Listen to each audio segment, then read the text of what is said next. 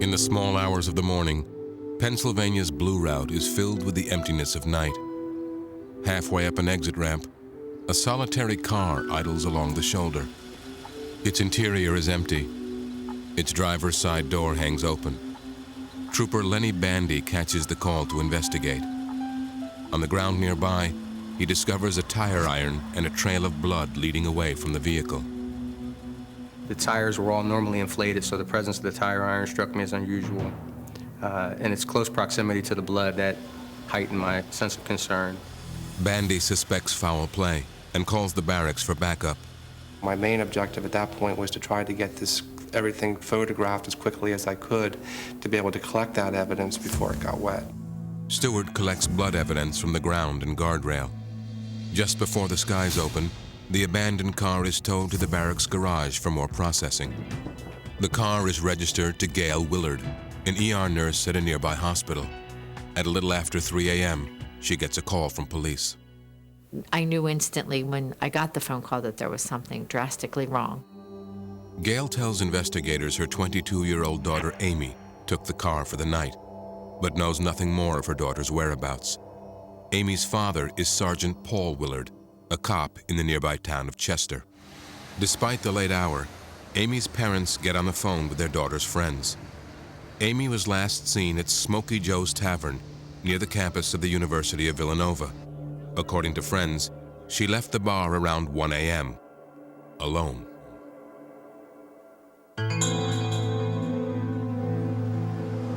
By daybreak, a team of officers and volunteers combed the woods along the Blue Route, searching for any sign of Amy Willard.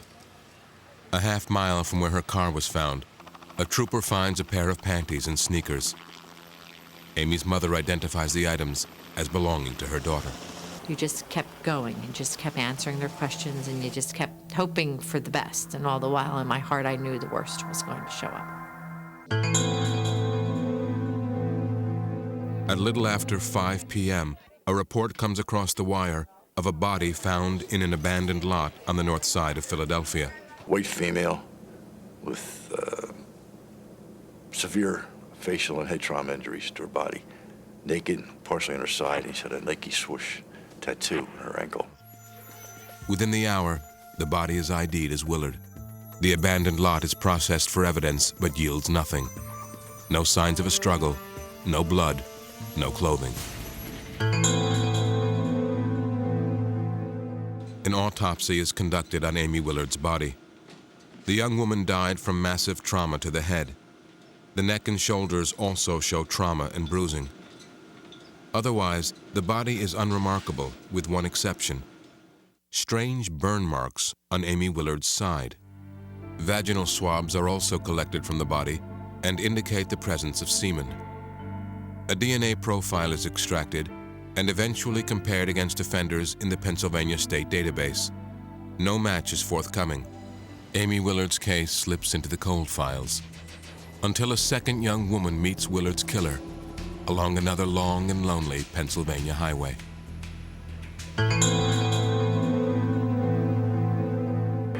A little after midnight, 19-year-old Patty Jordan says goodbye to her friends, gets into her car, and settles in for the ride home. As she pulls onto I-95, Patty feels the rush of a large car on the ramp behind her and sees lights in her mirror. And I just thought, wow, guy's going pretty fast. And then at the time, it's 1 o'clock in the morning, 95 was pretty dead. And I noticed he stopped behind my car, so I kind of thought that was a little unusual. Patty switches lanes, but the car stays on her tail, lights tattooed in her rearview mirror. Patty pulls off the highway. A red light stops her at the end of the exit ramp, and the mysterious car pulls up behind her. I saw him, watched him in my mirror. I'm looking at him, and I'm like, oh my God, this guy's gonna hit my car. The car taps Patty's bumper, and the driver, a black man, motions for her to pull over. Patty Jordan stays locked inside her vehicle. The man pulls out and rumbles away into the night. I was so scared, and I was like, this is just not right. So I got his plate, and I thought to myself, like, my dad, my dad will take care of that. Patty's dad is a Philadelphia police sergeant named Jack Jordan. He runs the tag number back to a paroled killer named Arthur Bomar. The cop in Jack Jordan tells him to look for a larger connection. He finds it in the case of Amy Willard, another daughter of a cop, the sort of person who might be trained to do the right thing and stop for an accident, regardless of the circumstances. Jordan shares his theory with Delaware County detectives Greg Seltzer and Charles List. Myself and Detective List were talking, is this what happened to Amy? Is it possible she was bumped and got out of the car thinking she was in an accident? I mean, this hit a possible scenario of what could have happened. Somebody bumped Amy. It seemed to fit, so we were very excited.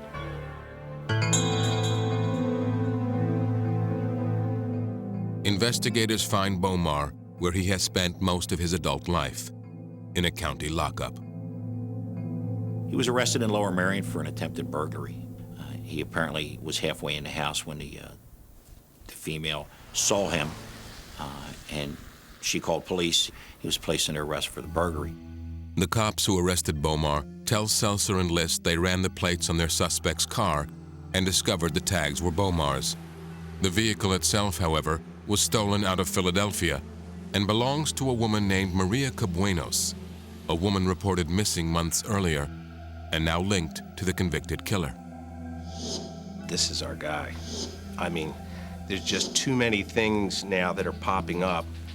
You know, he's in another woman's car that's missing, believed murdered. It was huge. It was very big. By the time List and Seltzer get to Lower Merion Township, investigators are lined up 3 deep to question Bomar. He denies the local burglary charge and further denies involvement in the murder of Maria Cabuenos. Finally, it's List and Seltzer's turn. He was just getting ready to eat when Detective List told him that we're here talking about Amy Willard. As soon as I said that, he very carefully closed up the sandwich, put it away, and said, I want no parts of that case. That's a death penalty case. Our guts are telling us, at least my gut, I can't speak for Detective List's gut, I know my gut was telling me that this was definitely our man. Suspicions aside, detectives have no physical evidence linking Arthur Bomar to Amy Willard's murder. Their best chance, the car Bomar was driving on the night Willard was taken off Pennsylvania's Blue Route. We went through the insurance company and found out that his car had been in an accident in August of 1996, which would have been 2 months after the incident with Amy. We immediately went up to that garage. We found that the vehicle was still there. Seltzer and List have the car towed to the Pennsylvania Police Crime Lab. State Troopers Alan Stewart and Harry Nelson watch as the car comes into the yard. Well, the sun now is lighting up the bottom of the car. And Harry looks at me and says, Al, you got to see the bottom of this car.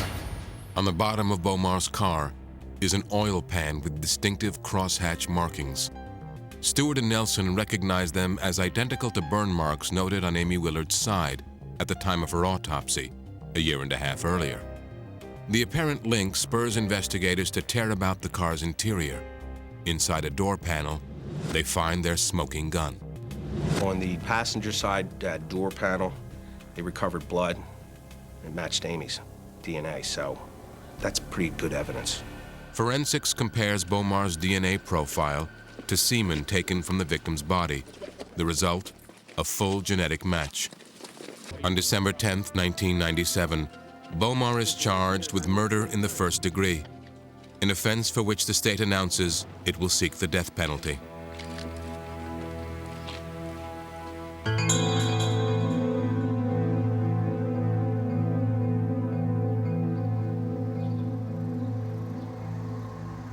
In the fall of 1998, the capital murder trial of Arthur Bomar begins.